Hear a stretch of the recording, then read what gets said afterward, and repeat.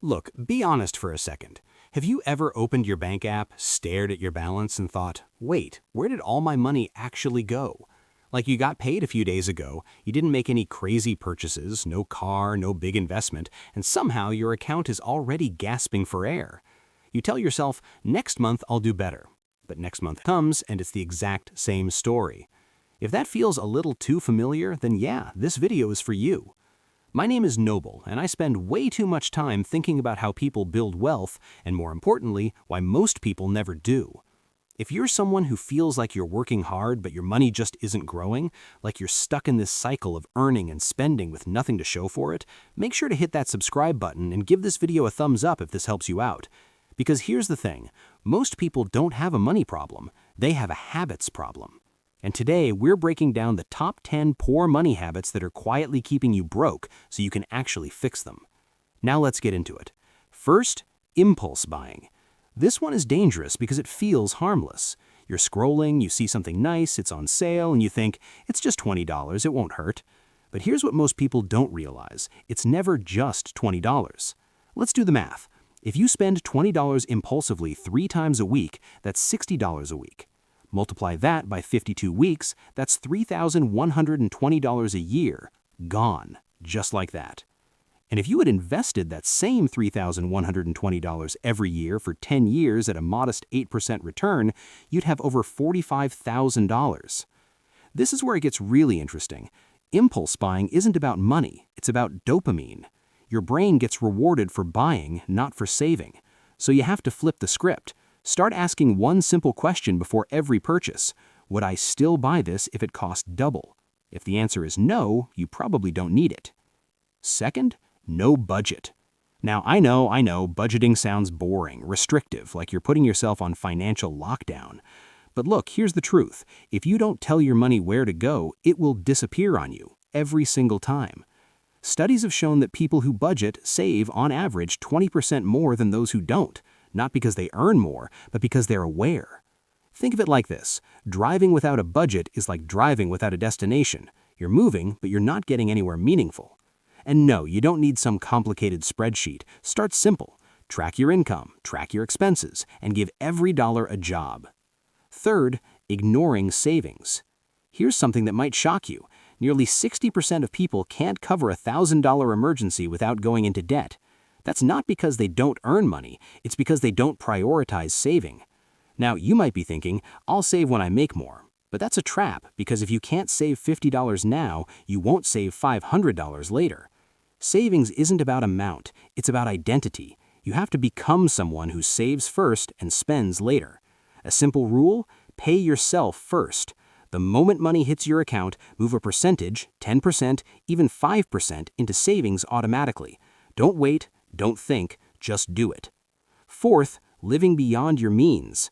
This one starts to spiral. Look, we live in a world where everyone looks rich online. Nice cars, vacations, designer clothes, and subconsciously you start trying to keep up. But here's the reality. A lot of those people are broke. Seriously, high income, zero wealth. Here's what most people don't realize. Wealth is what you don't see. It's the money saved, invested, and growing quietly in the background. Let's say you earn $2,000 a month but spend $2,200. That $200 gap, that's debt. And over a year, that's $2,400 plus interest pulling you backwards. Flip it. Spend $1,800 instead. Now you have $200 working for you. That's the difference between being stuck and building momentum. Fifth, no emergency fund. Life happens. That's not a theory. That's a guarantee. Car breaks down, medical bill shows up, you lose your job. Without an emergency fund, every problem becomes a financial crisis. Experts recommend saving 3 to 6 months of expenses. Now that might sound overwhelming, but you don't start there. Start with $500, then $1,000, then build from there. Because here's the psychological shift. When you have a safety net, you make better decisions. You're not desperate, you're not reactive, you're in control. Sixth, failing to shop around. This one is sneaky. Most people overpay for things they use every single day, subscriptions, insurance, even groceries, just because they never check alternatives. And look, companies rely on this laziness. That's how they make money. Let's say you're overpaying just $15 a month on different services. That's $180 a year. Over 10 years, $1,800. And that's just one category. This is where it gets really interesting. Saving money isn't always about earning more. Sometimes it's just about paying attention. Take 1 hour this week, review your expenses, cancel what you don't need, negotiate what you can. That 1 hour could save you thousands. Seventh, not investing. This is probably the biggest mistake on this list, because while your money sits in a bank account, inflation is quietly eating it alive. Let's say inflation is 3% per year. That means your money loses 3% of its purchasing power every year if it's not growing. Now compare that to investing. Historically, the stock market returns around 7 to 10% annually over the long term. So the real question is, can I afford to invest? It's really, can I afford not to?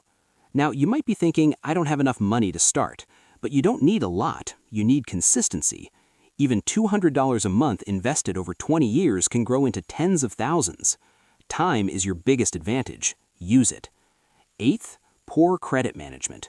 Credit can either help you or quietly destroy you. A bad credit score means higher interest rates, and higher interest rates mean you pay more for everything: loans, cars, even apartments. Let's say you take a loan with a high interest rate instead of a low one. That difference could cost you thousands over time. Here's the key: pay your bills on time, keep your credit usage low, and check your score regularly. Because here's what most people don't realize: your credit score is like a financial reputation, and it follows you everywhere. Ninth, avoiding financial education. Look, nobody teaches this stuff in school, and that's a problem. So most people just guess. They make decisions based on emotions, trends, or what other people are doing. But money doesn't reward guessing, it rewards understanding. The more you learn, the better your decisions become. And no, you don't need to become an expert overnight. Start small, one video, one book, one concept at a time. Because over time, that knowledge compounds, just like money. And finally, procrastination. This one ties everything together. You know you should save, you know you should invest, you know you should budget, but you keep saying, I'll start next month. Look, next month turns into next year, and next year turns into, I wish I started earlier. Here's a powerful example. If you invest $200 a month starting at age 25, you could have over $500,000 by retirement. Wait until 35 to start, you might end up with half of that. Same amount, same effort, just a different start time. That's the cost of waiting.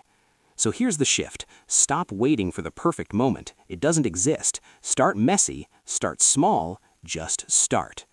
So there you have it, the top 10 poor money habits that are quietly holding you back. And look, this isn't about perfection, it's about awareness. Because once you see these patterns, you can change them. Here's what I want you to do right now. Pick just one habit from this list, not all 10, just one, and focus on fixing it this week. Because small changes, repeated consistently, lead to massive results over time. And remember, nobody is coming to fix your finances for you. But the good news is, you don't need them to. You've got this. If this helped you, hit that like button, subscribe, and let me know in the comments which of these habits are you working on right now.